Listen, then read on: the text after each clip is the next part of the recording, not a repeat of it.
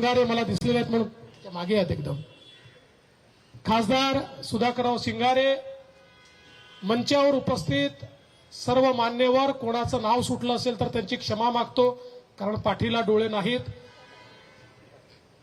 आणि उपस्थित सर्व माझ्या भगिनी आणि बंधूंनो, आज भारतीय जनता पक्षाकरता हा अत्यंत महत्वाचा दिवस आहे की बसवराज पाटील यांच्यासारखा एक जुना आणि जाणता नेता, ज्या नेत्याने मराठवाड्यामध्ये काँग्रेसला बळ दिलं आणि धाराशिव असेल, लातूर असेल, तिकडे सोलापूर असेल, इकडे नांदेड असेल, अशा सगळ्या भागांमध्ये ज्यांनी अनेक कार्यकर्ते उभे केले, एक संघटन उभं केलं, 40 वर्ष अत्यंत प्रामाणिकपणे पक्षाची सेवा केली, 5 वेळा आमदार, मंत्री, विविध पदांवर काम केलं.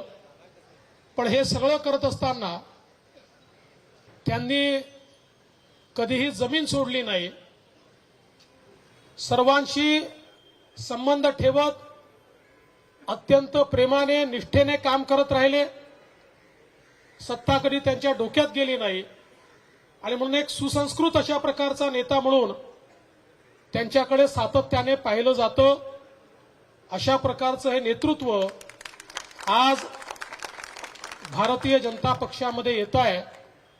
मला अतिशय आनंद आहे. मी खुबासाहेबांचे देखील आभार मानेन की आपण यामध्ये खूप पुढाकार घेतला आणि त्यामुळे एक चांगले नेते आज भारतीय जनता पक्षाला या ठिकाणी मिळाले आहेत. आणि मला विश्वास आहे की 40 वर्ष त्यांनी निष्ठेने काँग्रेस पक्ष मोठा केला. आता पुढच्या काळामध्ये ते अत्यंत निष्ठेने भारतीय जनता पक्षाला मोठं करण्याचं काम करतील. त्यांनी एकच गोष्ट सांगितली. त्यांना मी विचारलं तुमची अपेक्षा काय आहे, ते म्हणाले माझी अपेक्षा काही नाही, पक्ष जे देईल ते मला मान्य आहे. मला एवढंच या ठिकाणी वाटतं की मोदीजी ज्या प्रकारे भारताला विकसित भारतामध्ये परिवर्तित करतायत, मला देखील मोदीजींच्या सोबत काम करायचं आहे, तुमच्या सगळ्यांसोबत काम करायचं आहे, देशाच्या मुख्य धारेमध्ये काम करायचं आहे. आणि ज्या पक्षात मी काम करतो त्याच्याबद्दल माझी तक्रार नाही, पण आता तिथे समाजाकरता आणि देशाच्या मुख्य धारेकरता काम करता येईल असं मला दिसत नाही. आणि म्हणून समाजाकरता आणि देशाच्या मुख्य धारेत काम करण्याकरता मी भारतीय जनता पक्षासोबत येतोय. आणि त्यांनी आज प्रवेश घेतला आणि त्यांच्यासोबत हजारो लोक प्रवेश या ठिकाणी आज जरी उपस्थित नसले तरी आम्ही मोठा कार्यक्रम करणार आहोत आणि त्यामध्ये ते निश्चितपणे घेणार आहेत. मी त्यांचं मनपूर्वक स्वागत करतो. रश्मीताईंचं देखील मी मनापासून स्वागत करतो. बागल साहेबांनी तालुक्यामध्ये एक मोठं नेतृत्व केलं. आमदार म्हणून, मंत्री म्हणून, सहकाराच्या क्षेत्रामध्ये एक मोठी फळी त्यांनी उभी केली. मला त्यांच्यासोबत काम करण्याची संधी मिळाली आणि खऱ्या अर्थानं एक सर्वसामान्यांकरता, शेतकऱ्यांकरता जमिनीवर काम करणारा व्यक्ती, अशा प्रकारची त्यांची एक प्रतिमा होती. आणि बागल साहेबांनंतर रश्मीताईंनी तोच वसा घेतला आणि संपूर्ण कार्यकर्ते, नेते एकत्रित ठेवत, त्यांची मोड बांधत, अतिशय विपरीत परिस्थितीमध्ये देखील संघर्ष करत रश्मीताई सातत्याने काम करत राहिल्या. आणि आम्हाला अतिशय आनंद आहे की आमचे रणजितदादा त्यांच्या मागे होते की त्यांनी भारतीय जनता पक्षात प्रवेश करावा, आमची सगळ्यांची इच्छा होती आणि त्यांनी तो निर्णय घेतला. आणि या ठिकाणी सांगितलं पाहिजे की कुठलीही अट त्यांनी निर्णय घेताना या ठिकाणी ठेवली नाही. पूर्ण विश्वास भारतीय जनता पक्षावर त्यांनी टाकला की यांच्यासोबत गेल्यानंतर आपली चिंता हे करतील, एवढंच मनामध्ये ठेवून त्यांनी भारतीय जनता पक्षामध्ये प्रवेश केलेला आहे. त्यामुळे मी त्यांनाही आश्वस्त करतो की भारतीय जनता पार्टी हे कुटुंब आहे, हा एक परिवार आहे, केवळ पार्टी नाही आहे. त्यामुळे परिवारामध्ये सगळ्यांनी एकमेकाची चिंता करायची असते. तुम्ही आणि तुमच्यासोबत आलेले जे सगळे लोक आहेत यांची चिंता करणं हे आमचं काम आहे.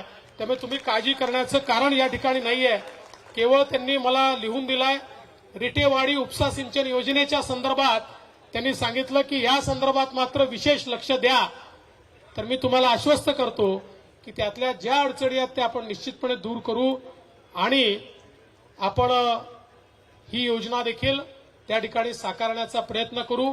शेवटी जनतेचे जे नेते असतात त्यांना स्वतःपेक्षा लोकांना काय देता येईल याची मोठी चिंता असते आणि म्हणून निश्चितपणे त्यांचं देखील मी आज स्वागत या ठिकाणी करतो.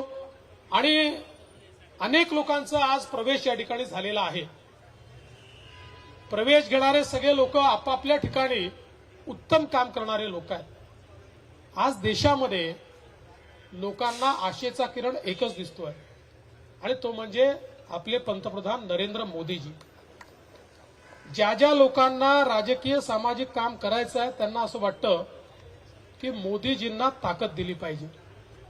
ईश्वराच्या आशीर्वादाने असे नेते कुठल्या राष्ट्राला भेटतात जे केवळ राष्ट्राचा विचार करतात आणि ज्यांच्या नेतृत्वात राष्ट्र हे सर्वोच्च पदाकडे आगेकूच करतं.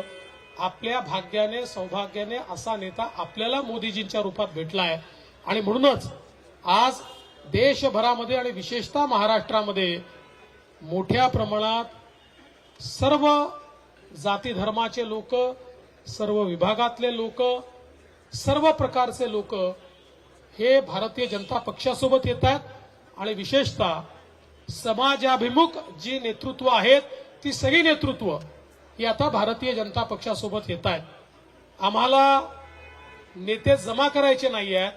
आम्हाला नेत्यांना सोबत घेऊन महाराष्ट्र उभा करायचा आहे, देश उभा करायचा आहे आणि म्हणून या सगळ्या नेत्यांना आम्ही सोबत घेतलेला आहे आणि मला विश्वास आहे ही संघटित शक्ती जी आपली आहे ही नवभारतासोबत नव महाराष्ट्राच्या निर्मितीकरता, विकसित भारतासोबत विकसित महाराष्ट्राच्या निर्मितीकरता सर्व समाजाला सोबत घेऊन या ठिकाणी निश्चितपणे काम करेल.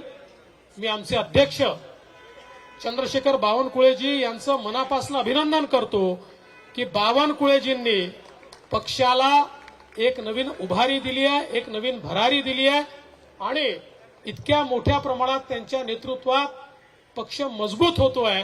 त्यांचं देखील मी अभिनंदन करतो. या ठिकाणी खुबासाहेबांचं अभिनंदन करतो. त्यांना आणण्यामध्ये खुबासाहेबांचं तर करतोच, पण बसवराजजींचं अभिनंदन करतो. त्यांना आणण्याकरता खुबासाहेबांचं अभिनंदन करतो आणि अर्थातच अभिमन्यू तुमचंही अभिनंदन करतो कारण मागून तुमचं त्या ठिकाणी करंट सुरू होता. आणि रश्मिताईंचंही स्वागत करून, दिग्विजयजींचंही स्वागत करून मी माझे 2 शब्द संपवतो. जय हिंद, जय महाराष्ट्र. मागच्या 6 महिन्यापूर्वी उबाठाचे पुणे ग्रामीणचे जिल्हाध्यक्ष राम गावडे यांनी उबाठा सोडून 2000 कार्यकर्त्यांसहित पक्षप्रवेश केला होता. बघा, राम गावडेंनी उबाठा सोडली, उद्धवजीला सोडलं, तुमच्याकडे आले आणि त्यांनी तुमच्यावर इतकं सुंदर पुस्तक. बसवराज पाटलांनी भाजप प्रवेश केला. देवेंद्र फडणवीस त्यांच्याविषयी आणि त्यांच्यासोबत आलेल्यांविषयी बोलत होते.